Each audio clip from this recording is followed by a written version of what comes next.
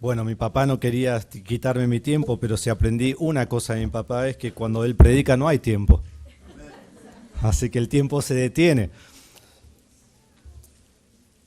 Si lo vieron, él subió con 2 libros y esos libros son para hacer un chiste en contra de él, así que lo mandé con los propios libros acá al púlpito.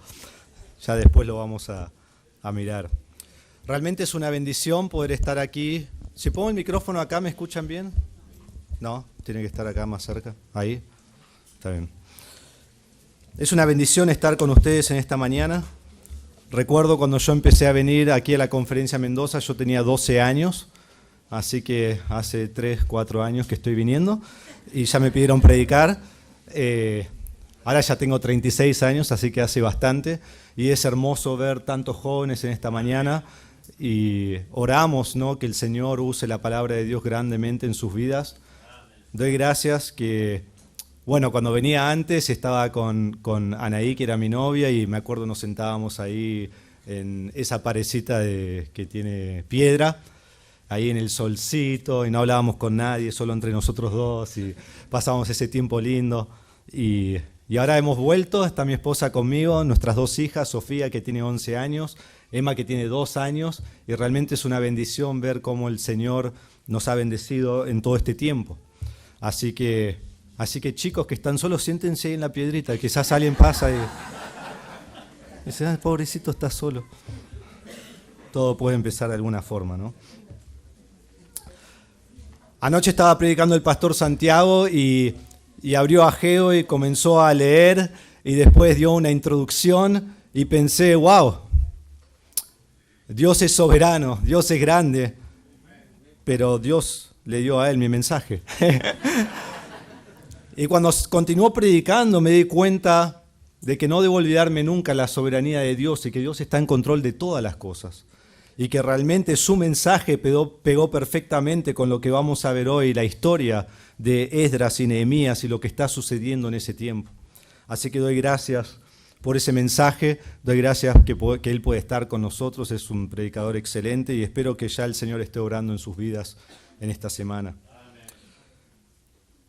Entonces, Esdras capítulo 7, versículo 10 es donde vamos a estar en un momento. En el siglo XVI hubo un gran avivamiento.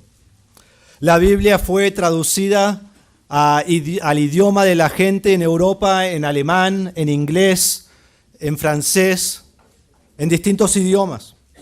Las personas por primera vez en siglos tenían la palabra de Dios en su propio idioma. Lo podían leer, podían escuchar el evangelio presentado. Y miles sobre miles sobre miles de personas fueron salvas, conocieron a Cristo y realmente el mundo cambió.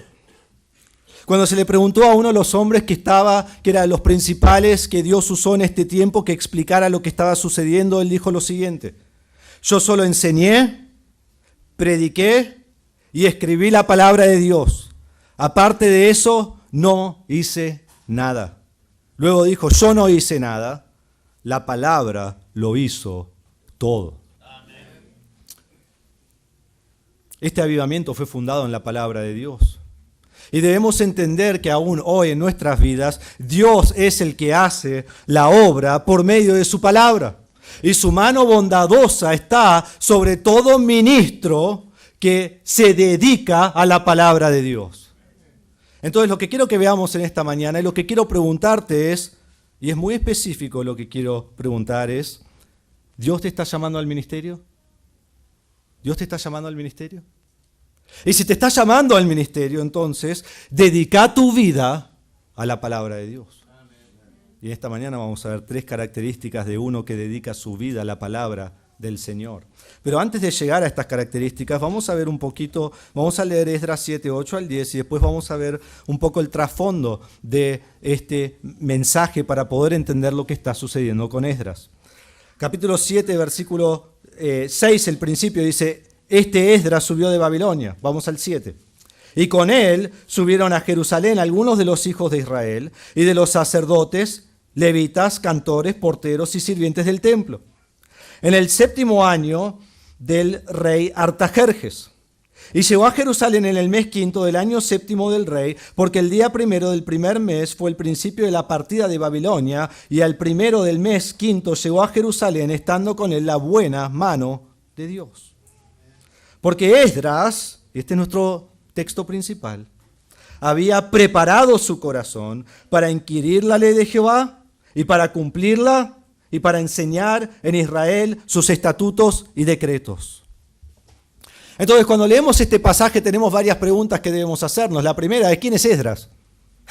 Si no sé quién es Esdras, ¿de qué me sirve mucho el texto? Tengo que saber quién es. ¿Y por qué está Esdras en Babilonia? Aunque quizás lo saben, pero para los que estaban durmiendo se lo voy a explicar, los que durmieron anoche, ¿no? En el mensaje. ¿Por qué está en Babilonia? ¿Por qué vuelve a Jerusalén? ¿Por qué Dios usa a Esdras a volver a este lugar en Jerusalén? ¿Y cuál es el ministerio que él tiene allí? Entonces, para hacer esto debemos ver un poquito la historia de lo que está sucediendo. Sabemos que Israel fue cautivo en Egipto, Dios los libró de Egipto, y antes que entren a la tierra prometida, en Deuteronomio, Dios hizo un pacto con ellos y le dice, si ustedes me sirven, yo los voy a bendecir. Pero si ustedes se unen a mujeres de otros lados y adoran sus dioses, les voy a maldecir. Y finalmente, por ese tema, ellos fueron esparcidos en otras naciones. Cuando llegaron a la tierra prometida, después de un tiempo, comenzó el reino de Israel. El reino estuvo unido por 110 años bajo Saúl, luego David, su mejor rey, y luego Salomón. Pero luego de Salomón, el reino de Israel fue dividido en el norte y en el sur. En el norte el rey fue Jeroboam y en el sur el rey fue Roboam, el hijo de Salomón. Los dos reinos fueron pecaminosos, pero el del norte fue más pecaminoso que el del sur. Y el del norte fue conquistado por Asiria en el año 722. Y 135 años más tarde, el reino del sur también fue conquistado por Babilonia. Ahora aquí a mi izquierda, a su derecha, tengo un PowerPoint porque quiero explicarle un poquito la historia. Así que ya va llegando. Ahí Marcos está metiendo lo más rápido posible para que aparezca. Ahí está. Miren cómo aparece. ¿Todos lo ven allí? Bien, eso vamos a usar un poquito para ver la historia, para que no estén tan confundidos, ¿sí? Judá es llevado a Babilonia entre 605 a 586 en 3 deportaciones. Y son llevados por 70 años, nos dice, porque Jeremías 25:11 dice, toda esta tierra será puesta en ruinas y en espanto, y servirán estas naciones al rey de Babilonia 70 años. 70 años. Y es lo que vemos que se cumple.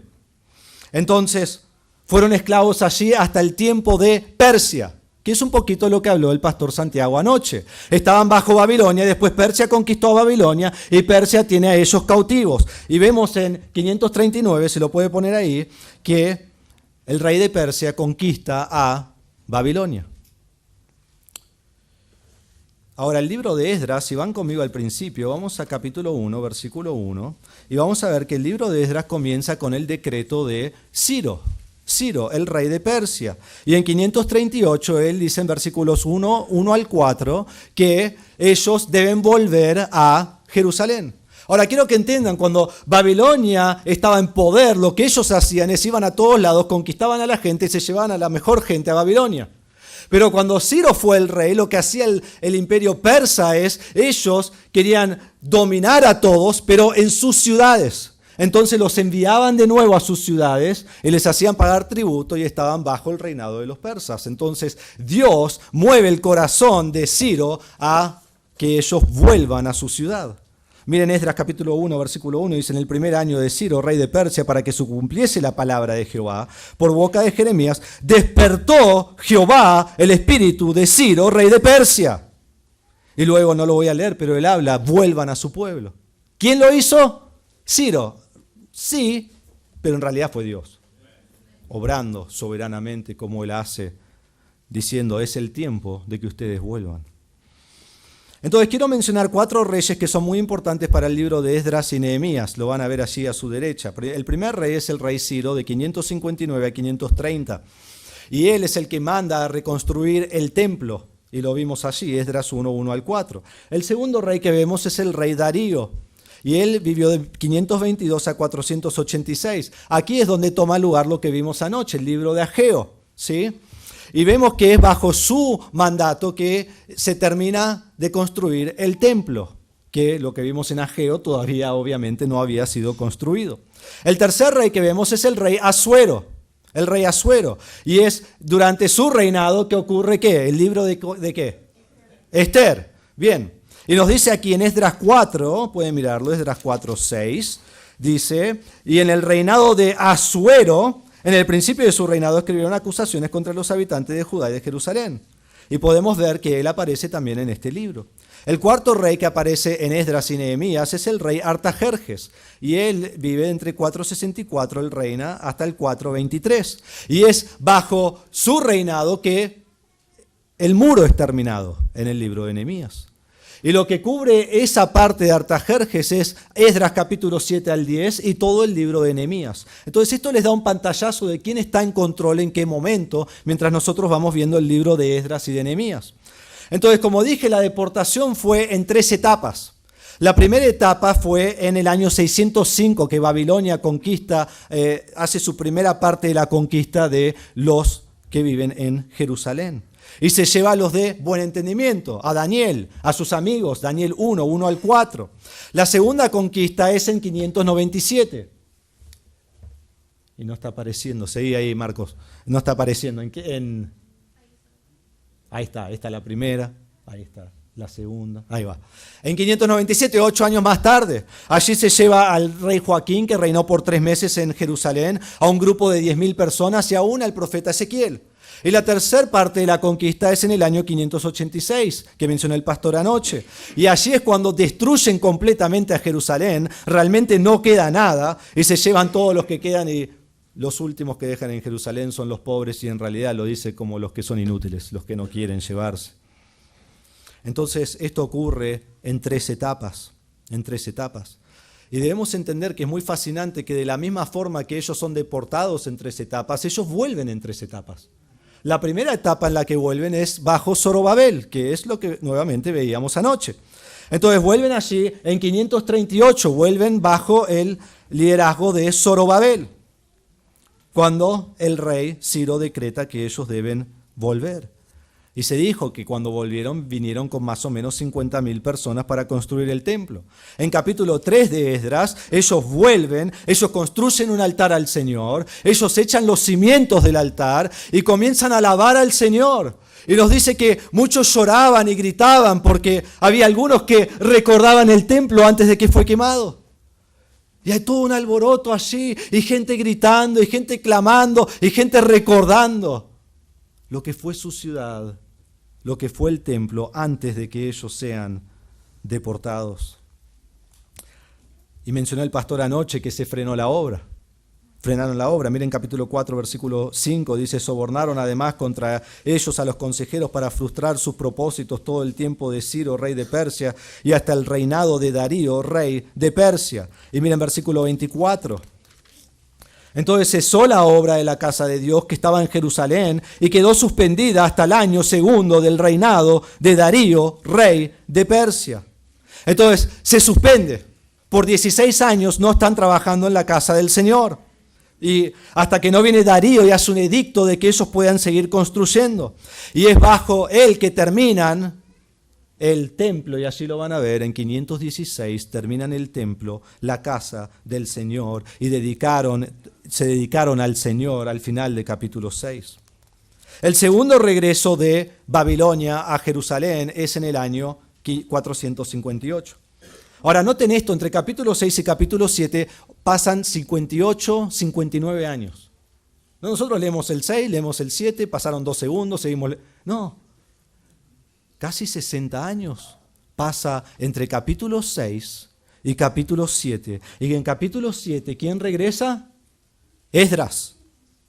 Esdras regresa en capítulo 7 con más o menos 1.700 personas, un poco más, un poco menos. Y él vuelve bajo el reinado de ¿quién? Bueno, está ahí, el machete está ahí. Artajerjes. Miren capítulo 7, versículo 1, pasadas estas cosas en el reinado de Artajerjes, rey de Persia. Un tiempo ha pasado y él va a volver. Artajerjes envía a Esdras y le dice: lleva a cualquier levita, a cualquier sacerdote que querés llevar con vos, lleva oro y plata y pedí oro y plata y te lo vamos a dar para que puedas embellecer la casa de Dios, es lo que le dice. Le da todo lo que él quiere. Ahora, ¿quién es Esdras? Miren versículo 6. Y este Esdras subió de Babilonia, era escriba diligente en la ley de Moisés que Jehová, Dios de Israel, había dado. Él es un escriba.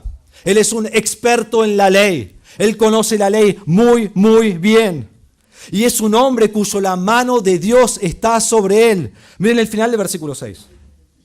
Y le concedió al rey todo lo que pidió porque la mano de Jehová, su Dios, estaba sobre Esdras. Versículo 9 al final. Estando con él la buena mano de Dios. Versículo 28 al final. Dice: y yo fortalecido por la mano de mi Dios.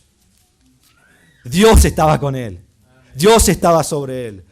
La bondad de Dios infiltraba toda su vida. Y es aún por eso que el rey le dice: llévate todo lo que quieras, llévate a todo el que quieras. Él halló gracia ante los ojos del rey porque la mano de Dios estaba sobre Esdras. No solo eso, pero sabemos que Esdras es un hombre piadoso. Esdras es un líder espiritual. En Nehemías 8:1 nos dice: y se juntó todo el pueblo como un solo hombre en la plaza que está delante de la puerta de las aguas y dijeron a Esdras, el escriba, que trajese el libro. Vamos a ver en un momento, hay miles y miles de personas, todas reunidas, todos juntos, y piden por un hombre. ¿Y saben quién es? Esdras. Esdras. Aún Artajerjes habla acerca de Esdras. Miren lo que dice en versículo 12, habla de él y dice: escriba de la ley de Dios del cielo. En versículo 14 dice: la ley de tu Dios está en tu mano. En versículo 21 dice: el sacerdote Esdras escriba de la ley del Dios del cielo. En versículo 25 dice: Esdras conforme a la sabiduría que tienes de tu Dios. Aún el rey Artajerjes, que es un pagano, dice: Dios está con él. Es el Dios del cielo. Y habla así de Esdras. Fue un hombre que amó a Dios de todo corazón. ¿Por qué regresó a Esdras a Israel? ¿Por qué regresó allí? Para promover la obediencia en Jerusalén. Para promover la obediencia. En Esdras capítulo 9, versículo 1 y 2, él vuelve y ve que el pueblo se ha unido nuevamente a mujeres extranjeras, tienen hijos extranjeros y han vuelto al mismo pecado que antes de que fueron deportados. A lo mismo. Y él está allí y él dice: esto no puede ser así. Y él va ante Dios en capítulo 9 y él pide perdón a Dios por los pecados del pueblo. Él pide perdón a Dios por su pecado y él da gracias a Dios por la misericordia de Dios, que a pesar de todo lo que están haciendo, él sigue perdonándolos. Y en versículo 14, al ver la misericordia de Dios, dice: hemos de volver a infringir tus mandamientos y a emparentar con pueblos que cometen estas abominaciones. Y la respuesta, ¿cuál es? No, no podemos hacer eso. Y él declara la justicia de Dios y él declara la culpa del pueblo. Y en capítulo 10, versículo 1, él comienza a llorar al ir en oración ante Dios. Y después los líderes del pueblo vienen y ellos comienzan a llorar porque ven el pecado que ellos están haciendo y atravesando. Y entonces Esdras le dice: tienen que despedir a las mujeres. Tienen que sacarlas. Dios no permite esto. Y entonces ellos comienzan a reconocer lo que ha pasado y comienzan a despedir a las mujeres. Y nos dice el texto que en 3 meses Jerusalén queda completamente limpio. Hermanos, ¿saben lo que vemos aquí, jóvenes? Vemos arrepentimiento genuino. ¿Sabes lo que es arrepentimiento genuino? Cuando yo me doy cuenta de mi pecado, estoy de acuerdo con Dios de mi pecado y tomo acción de cambiar mi vida basado en el pecado que se me ha mostrado. Quizá vos estás en esta mañana y vos andás en pecado y lees la Biblia y decís: mira, yo digo malas palabras, sé que no debo decirlas. Y te das vuelta y decís: bueno, espero que no se me escape ninguna. Y seguís con tu vida. ¿Eso es arrepentimiento genuino? No, estoy de acuerdo con Dios y pido perdón y tomo acción. Entonces, este fue un hombre de Dios que lideró al pueblo.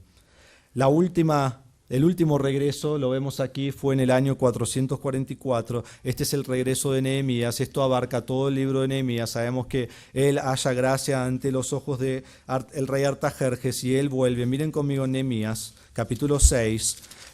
Él vuelve.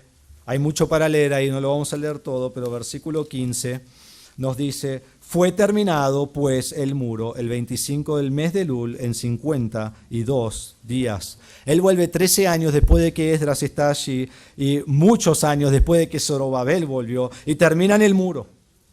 Y ahora quiero que vayan conmigo a capítulo 8, y ahí vamos a estar por un momento. Vamos a leer capítulo 8, versículo 1 al 8. Me gustaría leer todo el capítulo, pero solo vamos a leer 1 al 8. El templo ha sido terminado. El muro ha sido terminado. Todo está terminado, todo está listo. Entonces, ¿qué ocurre en capítulo 8, versículo 1? Miren conmigo. Y se juntó todo el pueblo como un solo hombre en la plaza, que está delante de la puerta de las aguas. Y dijeron a Esdras, el escriba, que trajese el libro de la ley de Moisés, la cual Jehová había dado a Israel. Y el sacerdote Esdras trajo la ley delante de la congregación, así de hombres como de mujeres, y de todos los que podían entender, el primer día del mes séptimo. Y leyó en el libro delante de la plaza que está delante de la puerta de las aguas, desde el alba hasta el mediodía, en presencia de hombres y mujeres y todos los que podían entender. Y los oídos de todo el pueblo estaban atentos al libro de la ley. Y el escriba Esdras estaba sobre un púlpito de madera que había hecho para ello, y junto a él estaban Matatías, Sema, Anías, Urías, Hilcías, Maasías a su mano derecha, y a su mano izquierda Pedaías, Misael, Malquías, Asum, Asbadana, Zacarías y Mesulam. Abrió pues Esdras el libro a ojos de todo el pueblo, porque estaba más alto que todo el pueblo, y cuando lo abrió todo el pueblo estuvo atento. Bendijo Esdras a Jehová, Dios grande, y todo el pueblo respondió: amén, amén, alzando sus manos, y se humillaron y adoraron a Jehová, inclinados a tierra. Y los levitas, Jesúa, Bani, Serebía, Jamín, Acub, Sabetai, Odías, Maasías, Kelitas, Arías, Josabed, Anani, Pelaía, hacían entender al pueblo la ley. Y el pueblo estaba atento en su lugar, y leían en el libro de la ley de Dios claramente, y ponían el sentido de modo que entendiesen la escritura. Jóvenes, ¿qué es lo que pasa aquí? Se reúne toda esta multitud. Tenemos más o menos entre 30 a 60 mil personas, quizás unos 40 y pico de mil personas. Un estadio lleno de gente sería. Miles y miles de personas. Y dicen: ¿por quién pedimos? Y piden por quién, por un hombre. Por un hombre. Por una persona. Piden por Esdras. Todos juntos en un lugar, en una mente, y quieren a un solo hombre. Quieren al hombre de Dios para que les enseñe la palabra de Dios. Y este es Esdras. ¿Y qué piden? Piden a Esdras y piden que haga ¿qué? ¿Qué dice el versículo 1? Que trajese el libro de la ley de Dios. Eso es lo que quieren. Quieren la palabra de Dios. Quieren saber lo que Dios dice. ¿Qué importa lo que es la opinión de alguien? Quieren saber lo que Dios dice. Y él viene y él trae la palabra de Dios, y él abre la palabra de Dios, y él lee la palabra de Dios desde el amanecer hasta el mediodía, y todos están atentos a la palabra de Dios. Y enseña arriba de una plataforma que es una torre de madera, es lo que sería.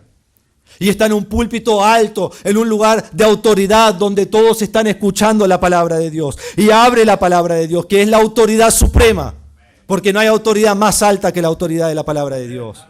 Y ellos responden por ponerse de pie. Y en su mensaje nos dice en versículo 6, entonces Esdras, dice: bendijo Esdras entonces a Jehová, Dios grande. ¿Qué hace en su mensaje? Bendice a Dios.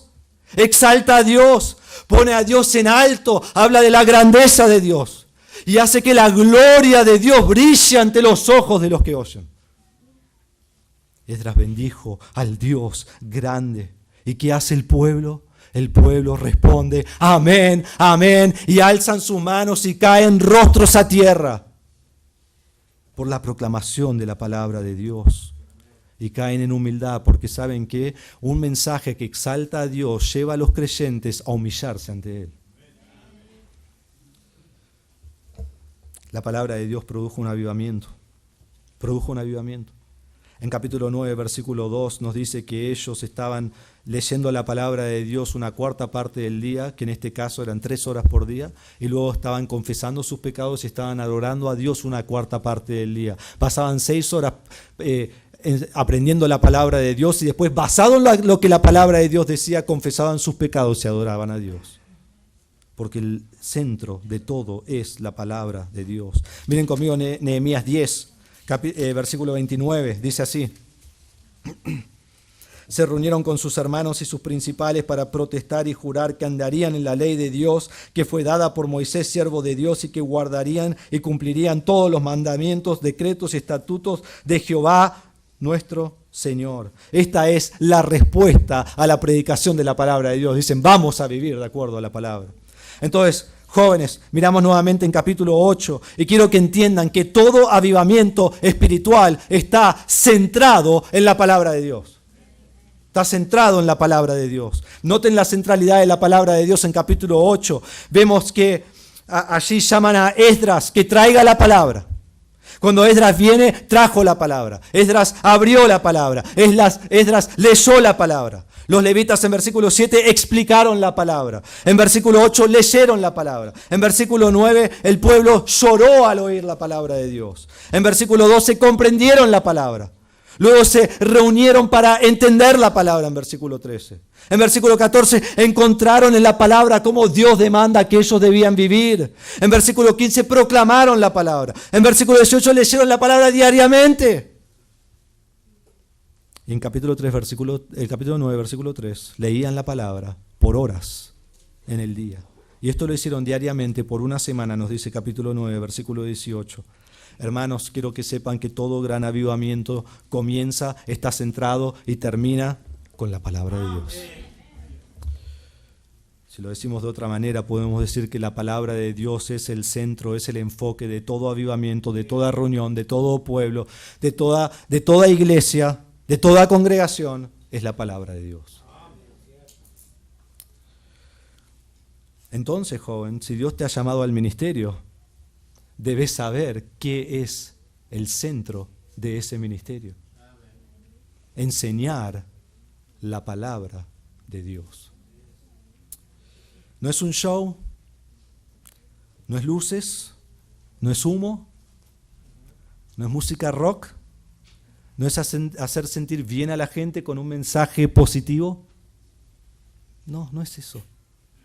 No debemos dejar de predicar, debemos predicar más. No podemos sacrificar la palabra de Dios por ninguna otra cosa. Lo primordial debe ser lo primordial y es la palabra. Jóvenes, ¿qué es lo que produce salvación? ¿Qué es lo que produce arrepentimiento? ¿Qué es lo que produce vidas santas? La palabra de Dios. La palabra del Señor. Dios usa la palabra para transformar vidas. Dios usa la palabra para llevar a alguien de la incredulidad a la salvación. Dios usa la palabra para llevar a alguien de vivir una vida carnal a vivir una vida de acuerdo a la palabra de Dios, una vida espiritual. La iglesia y el ministerio de Dios se centran sus vidas en la enseñanza de la palabra de Dios. Y Dios usa hombres centrados en su palabra para ministrar a las personas que Él tiene preparadas. Entonces, cuando predicamos la palabra de Dios, el mensaje de la palabra debe poner en alto la grandeza de Dios. Que podamos decir con Esdras, bendito sea el Señor, Jehová, Dios. Jóvenes, que la palabra de Dios exalte al Dios de la palabra. De 40.000 personas, ¿por quién piden? Por Esdras, el hombre de Dios, el líder espiritual.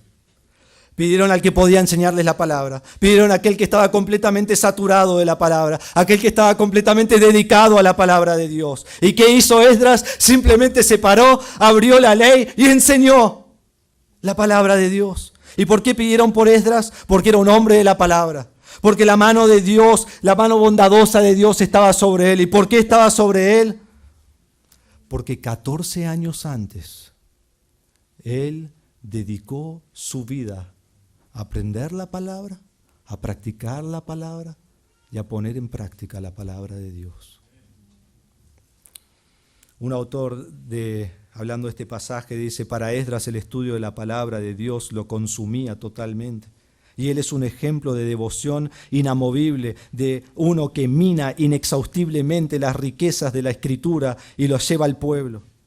Dice también: no fue una coincidencia que luego de 14 años de estudio intenso y enseñanza, que hubo un avivamiento en la puerta de las aguas. Entonces vuelvan conmigo a Esdras capítulo 7, versículo 10, y te hago esta pregunta: ¿Dios te está llamando al ministerio? Dedica tu vida a la palabra de Dios. Dice aquí versículo 10: porque Esdras había preparado su corazón. Esdras dedicó su vida a Dios y a la palabra. El corazón del hombre habla de todo el ser del hombre, de su pensamiento, de su corazón, de su mente, de su alma, de sus acciones, de su conciencia. Habla de todo. Y el avivamiento no comenzó allí en Nehemías 8, comenzó aquí en el corazón de Esdras. Y Esdras puso su corazón en la ley del Señor, en la palabra de Dios. Él se consagró a la palabra, él fue devoto a la palabra, él fue completamente entregado a la palabra de Dios. Estaba firme y arraigado y establecido e inamovible. Era como cuando vas en un bote y pones un ancla y llega al fondo del mar para que el bote no se desvíe. Era como un árbol que está junto a la corriente de las aguas y su raíz crece fuerte debajo de la tierra y no es sacudida para ningún lado. Así era Esdras. No fue distraído por nada. Ni por Facebook, ni por Snapchat. No sé si usan eso todavía, yo no entiendo. Ni por Instagram, ni por YouTube, ni por WhatsApp. Primero porque no había esas cosas, ¿no? Pero bueno, además de eso,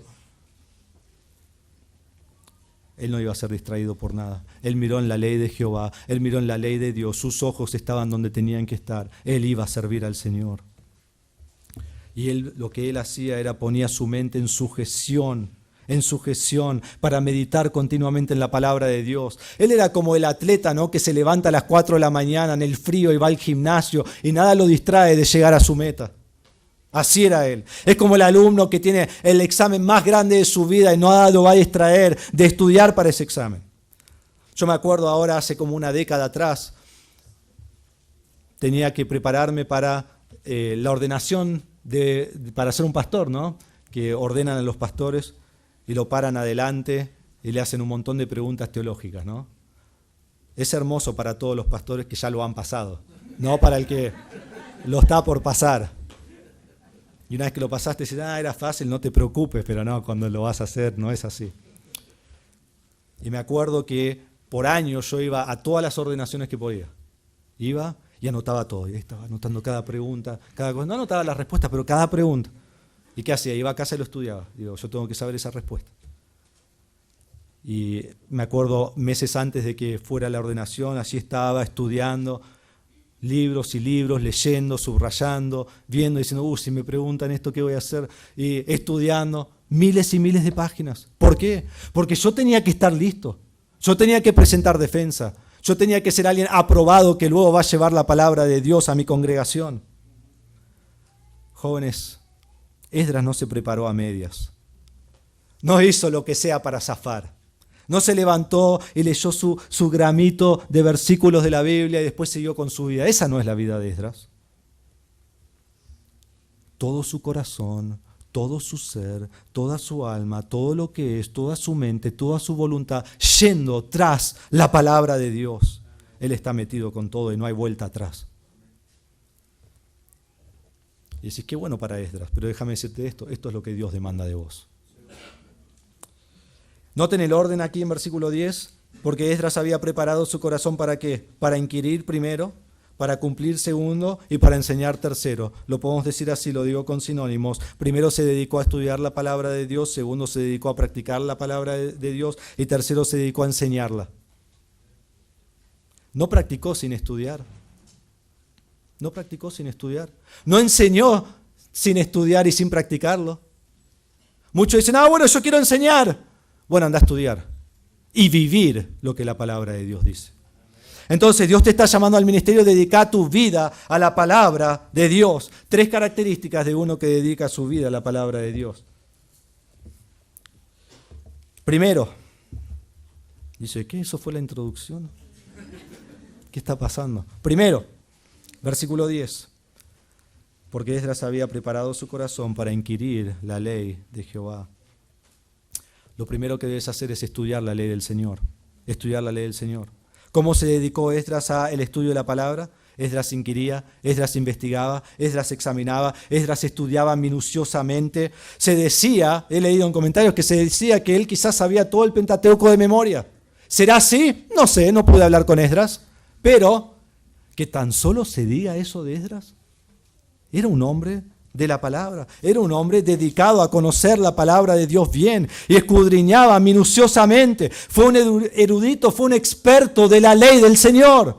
Un autor dice esto, me encanta, dominó la palabra de Dios y la palabra de Dios lo dominó a él. Amén. Ese es un hombre de Dios. El pastor debe estudiar arduamente. En 2 Timoteo 2:15 dice, procura con diligencia presentarte a Dios aprobado, como obrero que no tiene que avergonzarse, que maneja con precisión la palabra de verdad. Día tras día debo estudiar, semana tras semana, mes tras mes, año tras año. Y no ha sido así en mi vida todavía, pero década tras década. Con esfuerzo, indagando. Cuando tengo ganas y cuando no tengo ganas. Cuando es fácil y cuando es difícil, disciplinado, estudiando hasta entender el texto, hasta dividir correctamente el texto, hasta ser aprobado ante Dios, porque Él es mi juez de cómo yo predico la palabra de Dios. Quiero compartir algunos ejemplos de los cuales yo he aprendido a cómo estudiar la palabra. No creo que estoy ni cerca a ninguno de los ejemplos que voy a dar, pero por eso son ejemplos, ¿no? Porque están más allá y es lo que uno busca alcanzar. Algunos de ellos no estamos de acuerdo teológicamente en todo, pero igual son buenos ejemplos de estudiar la palabra. Fue en el año 1521 que a Martín Lutero se le dijo que él se presentara en Worms. Y él debía presentarse allí para retractar todo lo que él había escrito. Y cuando él llegó allí, él dijo, la autoridad final sobre el Papa y los concilios es la palabra de Dios. Dijeron, bueno, muchas gracias. Lo condenaron como hereje, dijeron tenés 21 días, poné tu casa en orden y vas a ser encarcelado y seguramente muerto. En camino a su casa, sus amigos lo secuestraron y lo llevaron al castillo de Wartburg. Y allí estuvo por 11 semanas. ¿Y saben qué hizo? Tradujo el Nuevo Testamento griego en alemán, en el idioma de la gente. Joven, ¿alguna vez has leído el Nuevo Testamento en 11 semanas? ¿Alguna vez has leído el Nuevo Testamento? Lo tradujo todo el día, toda la noche, del griego al alemán. Increíble. En el mismo tiempo, William Tyndale tradujo la Biblia del hebreo y griego original al inglés. Algunos siglos más tarde, John Wesley viajó en su vida 400.000 kilómetros a caballo, yendo de sociedad en sociedad en sociedad, predicando el Evangelio. ¿Y saben qué iba haciendo mientras iba a caballo? ¡Ah, qué lindo el campo! Mira el sol, está. Ponía un libro sobre la montura del caballo y leía, y leía, y leía, y leía la palabra de Dios. Libros que le enseñaban la palabra de Dios con sacrificio. Hombres, y hay muchos más, que dedicaron completamente su vida a la palabra de Dios. Pero también hay hombres vivos, no solo muertos, pero vivos. Muchos de ustedes aquí, nosotros conocemos al pastor Enoch Gutiérrez. ¿No? Un pastor en México, ha venido aquí muchísimas veces, ha sido de gran bendición para todos nosotros y sigue siendo, porque lo que nos ha enseñado lo llevamos con nosotros. Si vos estás sentado con una persona y el pastor Enoch está allí y la persona te dice, recuerdo un versículo, pero no sé cómo iba, no hay que buscarlo. Me dice, pastor Enoch, Jueces 13:5. El Señor dijo, y lo sabe. Él sabe casi toda la Biblia de memoria. Es una cosa increíble. Nunca había a nadie poder citar cualquier versículo en cualquier momento. Y uno dice, si tan solo tuviera la mente que él tiene. Una cosa que siempre recuerdo de él es que él no se sentaba a memorizar, o si lo hacía, no lo decía. Lo que él hacía era, antes de preparar un mensaje, él leía el pasaje como 40 veces. Y él ha memorizado un montón de la Biblia. Hay otro hombre que he aprendido mucho también, se llama Steve Lawson. Y él contaba de cuando él era pastor, él se levantaba a las 6 de la mañana, no se levantaba a las 6, iba a estudiar a las 6 y estudiaba de 6 de la mañana a 12 del mediodía todos los días para sus mensajes semanales. Y él no desperdiciaba ni un segundo, ni un minuto, ni una hora. Dividía todo su día en segmentos de 15 minutos. Una locura, ¿no? Pero así era. Bien sistemático. Y ahora viaja a muchos lugares predicando el Evangelio y cuando está en un auto, él no maneja, él estudia. Cuando está en el avión, él estudia. Cuando está en un hotel, él estudia. Y cuando se va a dormir, dice, me duermo leyendo biografías históricas de hombres que vivieron y murieron por el Señor. ¿Qué ejemplo?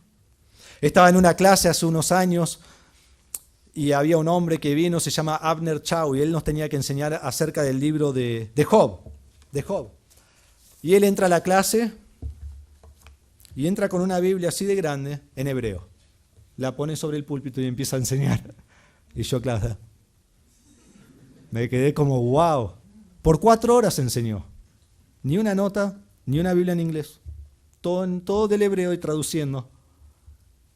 Y fue la mejor enseñanza que escuché de Job en mi vida. Un hombre que estudió muchísimo, que sigue estudiando.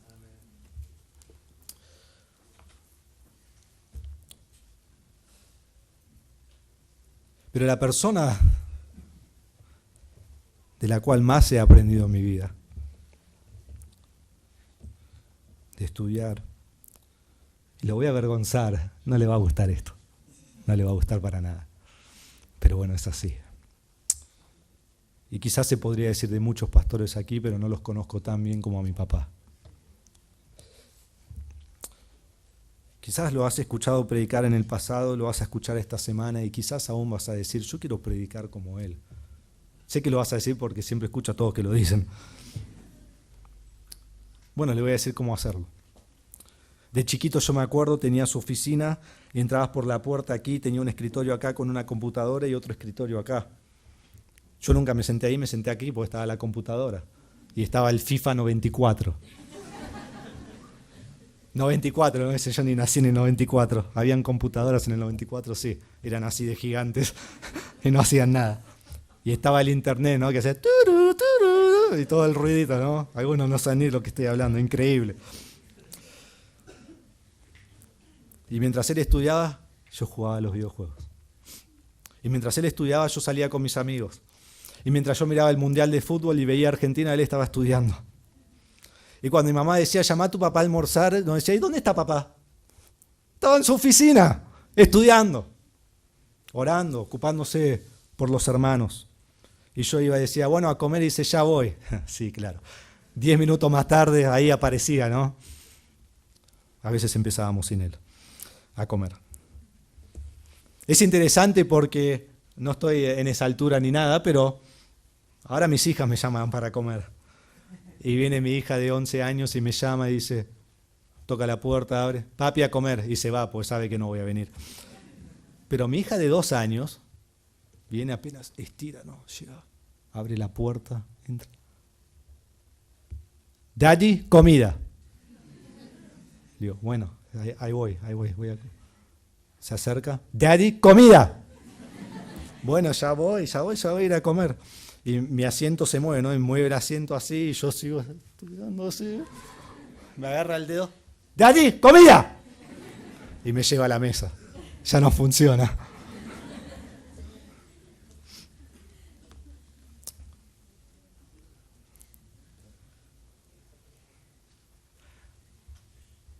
Íbamos de vacaciones con mi familia y íbamos a la playa, íbamos 2 semanas. Y no es que no hacíamos cosas divertidas, ¿no? Pero íbamos allí y mi papá estudiaba todo el año y estudiaba. Le gusta estudiar. Y llegamos a la playa y era como, bueno, al fin vacaciones, ¿no? Y bueno, mi papá se va a relajar y ahí se sienta. Y ahí se sienta en la playa.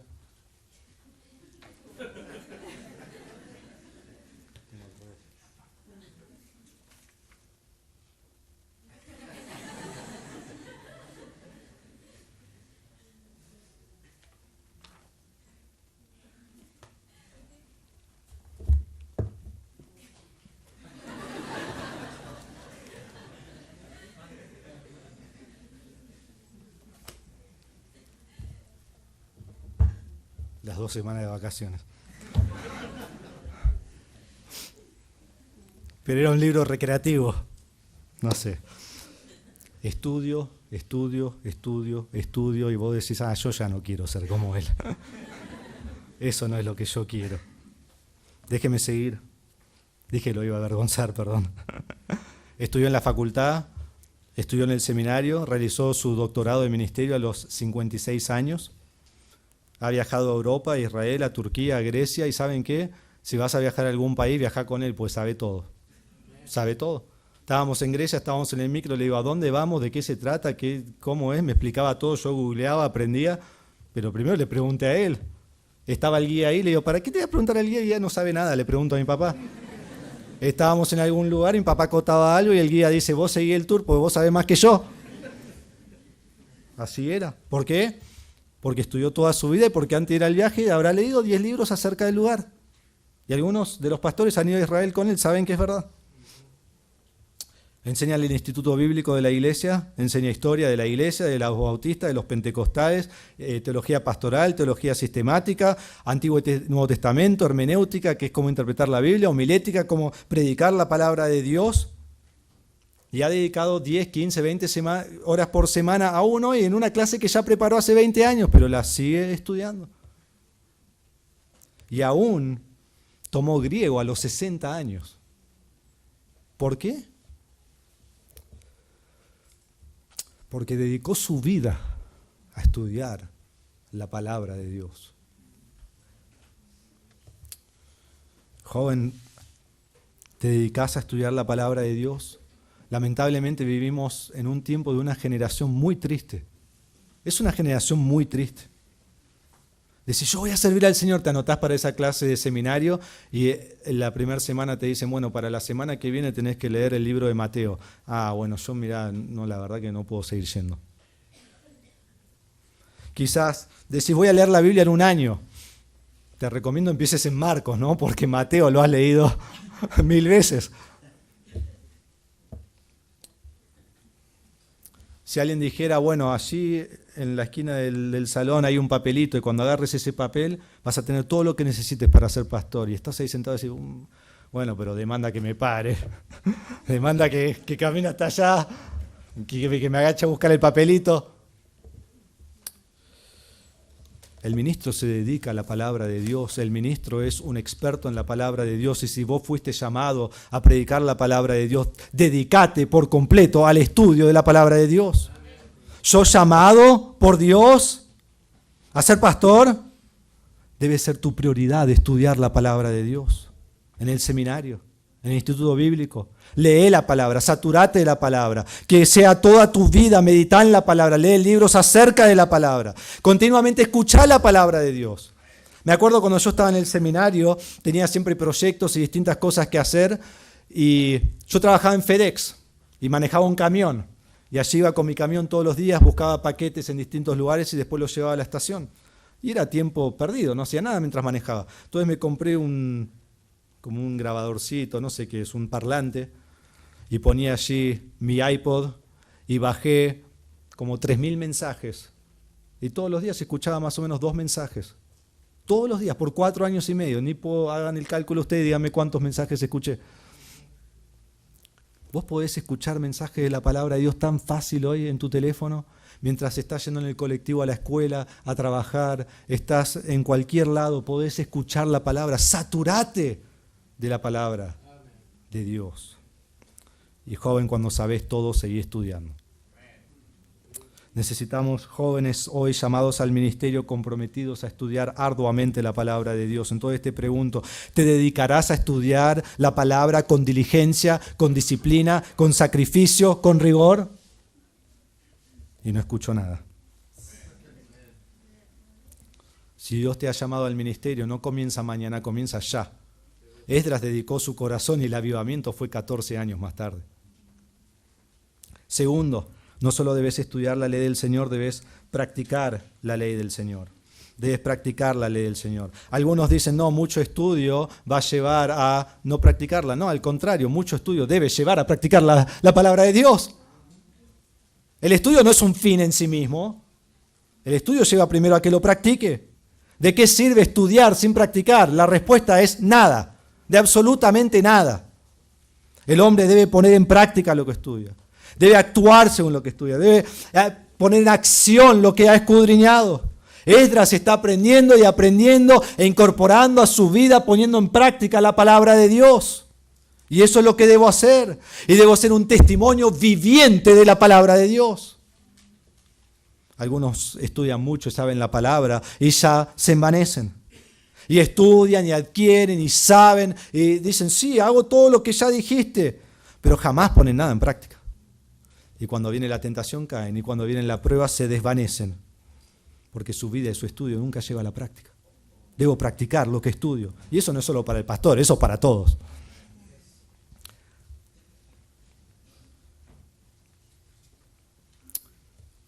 Que yo estudie la palabra de Dios y tome las riquezas y las guarde en un cajón para que se llenen de telaraña, no sirve de nada. A las damas le pregunto, ¿vos comprás el vestido para ese casamiento y cuando llega el casamiento decís, no lo voy a usar? No. Jóvenes, varones, cuando compran esos botines y Boca o River los llama para probarse para su club, ¿van de zapato de vestir? No. Usan lo que han comprado. Mi hija Emma, me encanta tener una hija tan chiquita porque es buena para ilustraciones, ¿no? Pero mi hija Emma, que tiene 2 años, a ella le gusta pintar, ¿sí? Mi hija Sofía pintaba en una hoja como corresponde, ¿no? Mi hija Emma no. Todo es un cuadro para pintar, ¿sí? Y allí estaba en mi oficina estudiando y empiezo a escuchar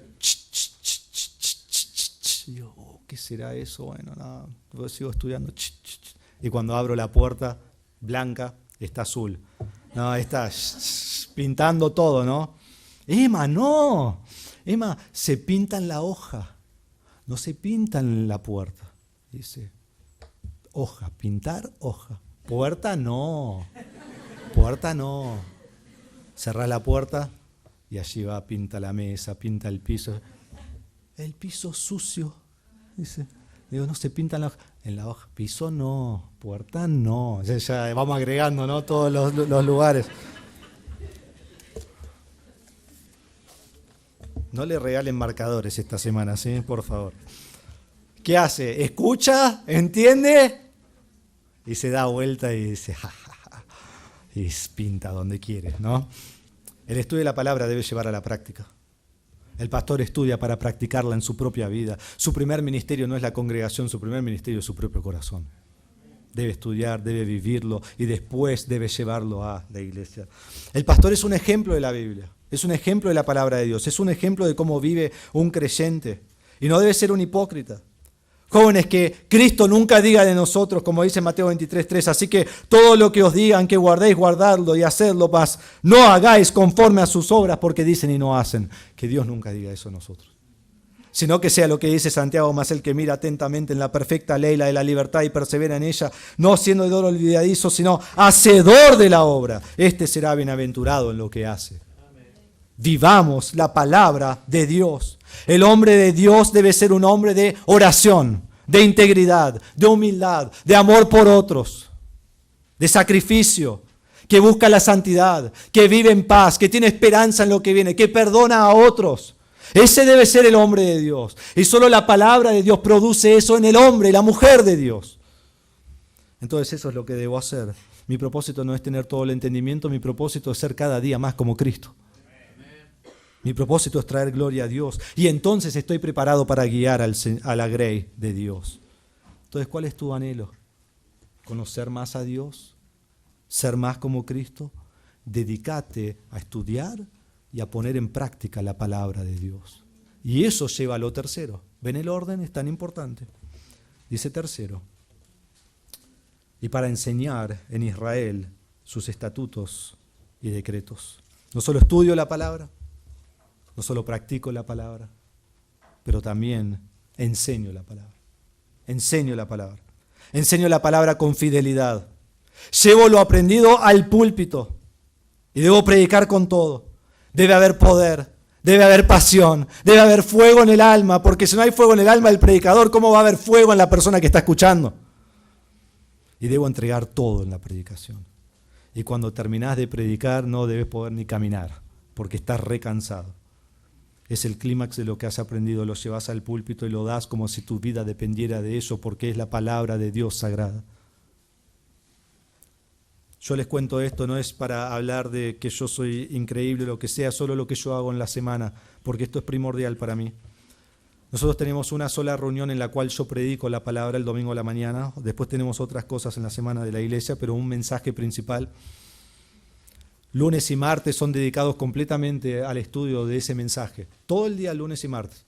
Hay excepciones, sí, pero mayormente no molestes lunes y martes, ¿sí? Va a ser dedicado a eso. Como dije, hay excepciones, podés molestar, pero entienden lo que digo. De miércoles a sábado, menos jueves, paso 2 a 3 horas cada mañana volviendo a estudiar el texto, volviendo a leerlo, mirando el bosquejo, mirando lo que puedo aprender más, lo que debo llevar, si está todo correcto, cómo lo voy a presentar a la iglesia. Entonces es un estudio de toda la semana. El domingo nuestra reunión es a las 10, me levanto a las 7 de la mañana y allí estoy estudiando, orando, preparando eso para llevarlo a la iglesia. ¿Por qué? Porque las vidas de la congregación dependen de ese mensaje. Dependen de ese mensaje. Ellos necesitan ese mensaje. Y cuando voy a la iglesia y lo llevo, debe haber pasión al predicar ese mensaje. Deben entender el mensaje. Y cuando vuelvo a mi casa me siento en el sillón y duermo la siesta más hermosa de la semana, porque no doy más. Pero es así. Y es algo hermoso. Disfruto esa siesta porque sé que he dado todo para el Señor. Y el lunes te levantás y arrancás de nuevo. Y así hasta que mueras. Es hermoso, es hermoso. Y cada semana aprendés y cada semana compartís. Llegando al final del mensaje, quiero darle 4 maneras en las cuales debes predicar o enseñar. Y damas pueden enseñar a damas, así que aplica a todos. Primero debes predicar el pasaje con exactitud. Con exactitud. Esta es la palabra de verdad. Esta es la palabra de Dios. Debe ser predicada con precisión. Debo saber lo que está antes, debo saber lo que está después, debo saber de qué se trata el pasaje y lo debo predicar con precisión. Segundo, debo enseñar y predicar con pasión. La Biblia no es aburrida. La Biblia no es para dormir a la gente. Es para que ellos sepan que sus vidas dependen de la palabra de Dios. Entonces le decís lo que tienen que saber y luego le decís para que lo sepan. Tercero, debes enseñar y predicar de manera clara. De manera clara. No hay que usar palabras grandes, no hay que demostrar todo lo que sabes y todo lo que has estudiado. Debe ser sencillo. Debes tomar las galletitas del estante de arriba y ponerlas en el estante de abajo para que todos agarren. Ahora, no significa que bajo el nivel de lo que enseño, pero lo hago claro para que todos entiendan. ¿De qué sirve que digan, qué bueno el pastor predicó? ¿Cuánto sabe? No entendí nada, pero ¡wow! Perdiste el propósito de ser predicador, de ser pastor, porque es alimentar a la grey. Y cuarto, debes predicar exaltando la majestad de Dios, magnificando la grandeza de Dios, como Esdras lo hizo. ¿Por qué Esdras fue un gran hombre de Dios? Porque él exaltaba a Dios. Entonces, ¿qué debes enseñar? Dice aquí al final del pasaje, las ordenanzas y estatutos, los mandamientos de Dios, lo que debemos obedecer, y lo ampliamos más, debemos predicar todo el consejo de Dios. Entonces, para terminar, jóvenes, quizá decís en esta mañana, menos mal que el Señor no me ha llamado a mí al ministerio. Menos mal, pues yo no quiero hacer todo eso. Jóvenes, ¿por qué Dios usa a personas como Esdras que están dedicadas completamente a la palabra de Dios? ¿Es un fin en sí mismo? ¿Es un fin en sí mismo? No, es para guiarte a vos, a que ames la palabra, a que estudies la palabra, a que practiques la palabra y a que lo pases a la próxima generación. Entonces esto es una responsabilidad para todos. Quizás no vas a estudiar al mismo nivel porque no podés con el tiempo, pero sí debe llevarte a querer estudiar, aplicar y enseñar la palabra de Dios. Porque nuestra meta es ser como Él es. Entonces te pregunto, ¿Dios te está llamando al ministerio? Dedica tu vida a la palabra de Dios. Decís, yo quiero ser el que todos dicen, que Él venga a predicar. Dedica tu vida a cada momento, cada día. Y no desees ser el que llaman, deseas ser fiel al Señor. Eso es lo que Dios quiere. Estudiá la palabra, conocela, meditá sobre ella, memorizala, escudriñala, estudiá el trasfondo de los pasajes de la Biblia, estudiá los idiomas originales, tomá clases, aprendé a interpretar la Biblia, aprendé idiomas originales, aprendé a predicar la palabra de Dios, dedicá tu vida a saber la palabra de Dios. ¿Y qué notarás? ¿Saben lo que he notado yo en mi vida? Más sé, menos sé. Más sé, digo, la verdad no sé nada, tengo que seguir estudiando. El que cree que sabe todo no sabe nada. Y luego debes practicarlo, no te quedes con la enseñanza, por favor. Qué triste es ver personas con tanto entendimiento y no hacen nada. Practicá, actuá de acuerdo a la palabra de Dios. Que tu vida práctica sea un modelo de la palabra de Dios, un modelo viviente. Y enseñá la palabra, llévala a tu congregación con poder, con pasión, con claridad. Esdras comenzó 14 años antes. No tenés que esperar y decir, un día va. No, hoy. Comenzá hoy a estudiar, poner en práctica y enseñar la palabra de Dios. Dedica tu corazón a estudiar, practicar y enseñar la palabra. Quiero terminar con una cita, es larga, pero terminamos con esto, así que presten atención, saben que viene el final. Es anónimo el que lo escribió, no sé quién lo escribió. Sé que el ministerio pastoral no es solo predicar, incluye otras cosas, pero me encanta lo que es esto y creo que es bueno para que lo escuchemos y lo meditemos. Dice así, hablando del pastor: métalo a su oficina, quite el letrero de oficina en la puerta y en lugar de ello clave un letrero que diga estudio. Sáquelo de la lista de correos, enciérrelo con sus libros y su Biblia, arrójelo hasta que caiga de rodillas ante un Dios santo y un texto sagrado y corazones rotos y un rebaño superficial. Oblíguelo a ser el único hombre en nuestras comunidades hastiados que sabe acerca de Dios. Échelo en el cuadrilátero para que boxee con Dios hasta que aprenda lo corto que son sus brazos. Llámelo a que luche con Dios toda la noche, no le permita salir hasta que esté magullado y golpeado. Cierre para siempre su boca de observaciones vanas y detenga para siempre su lengua de tropezar fácilmente sobre cosas que no son esenciales. Requiere de él que tenga algo que decir antes de que se atreva a romper el silencio. Doble sus rodillas en el valle de la soledad, queme sus ojos con el estudio agotador, destruya su equilibrio emocional con la necesidad de más de Dios y haga que gaste y sea gastado por completo para la gloria de Dios. Quítele su teléfono celular, queme sus hojas de éxito eclesiástico, dele una Biblia y átelo al púlpito y demándele que predique la palabra del Dios vivo. Póngalo a prueba, hágale preguntas. Examínelo, humíllelo por su ignorancia de las cosas divinas. Avergüéncelo por su buena comprensión de las finanzas, las estadísticas deportivas y la política. Ríase de sus esfuerzos frustrados para jugar al psiquiatra. Forme un coro y eleve un canto y demándele noche y día: Señor, quisiéramos ver a Jesús. Cuando por fin se atreva a pararse en el púlpito, pregúntele si tiene una palabra de parte de Dios. Si no la tiene, entonces despídalo. Dígale que prefiere leer el periódico de la mañana y escuchar los comentaristas del televisor, pensar en los problemas superficiales del día y administrar los problemas sin fin de la comunidad, ocuparse de las patatas en el horno y las chauchas. Prohíbale volver hasta que haya leído y vuelto a leer, escrito y reescrito, hasta que pueda ponerse de pie, desgastado y desamparado y pueda decir: así dice el Señor. Rómpale todo ámbito de popularidad, mala vida, golpéelo fuertemente con su propio prestigio, acorrálelo con preguntas acerca de Dios, cúbralo con exigencias por una sabiduría celestial y no le dé ninguna escapatoria hasta que esté contra la pared de la palabra. Y entonces siéntese delante de él y escuche las únicas palabras que le queden, la palabra de Dios. Permita que esté en completa ignorancia de los chismes de la calle, en lugar de ello dele un capítulo y ordénele que camine alrededor de él, que acampe en él, cene con él, que lo conozca y lo recite al derecho y al revés hasta que todo lo que diga al respecto contenga verdades eternas. Y cuando se haya quemado por la llama de la palabra, cuando se haya consumido por la gracia ardiente que corre a través de él, y cuando tenga el privilegio de poder traducir la verdad de Dios al hombre, finalmente transferido de la tierra al cielo, entonces cárguelo con gentileza, haga sonar la trompeta y acuéstelo suavemente, coloque una espada de 2 filos en su ataúd y eleve la tumba triunfante, pues él fue un soldado valiente de la palabra. Y él, antes de morir, se convirtió en un hombre de Dios. Joven, dedica tu corazón a estudiar la palabra, a aplicar la palabra y a enseñar la palabra. Vamos a orar.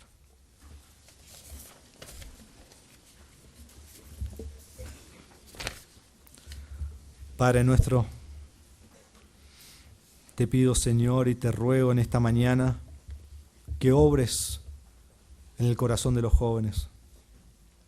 Primero, que puedan entender el trabajo arduo y el llamado alto de ser un ministro del Señor, de ser un predicador, un pastor. Es el llamado más alto que hay. La verdad de la palabra es la autoridad máxima y debemos estudiarla, debemos entenderla, debemos tener precisión en cuanto a ella. Debemos amarla, debemos vivirla y debemos llevarla a la iglesia para que los hermanos crezcan a ser como Cristo. Te ruego, Señor, que llames a algunos al ministerio. Te ruego, Señor, que obres en sus vidas para que ellos hagan el sacrificio para ser el hombre de Dios, la mujer de Dios que deben ser para tu gloria. Padre, que tu palabra sea poderosa en sus vidas y dediquen su vida al Señor hasta que tú los llames un día al cielo ante ti. Te damos gracias por tu palabra en el nombre de Jesús. Amén.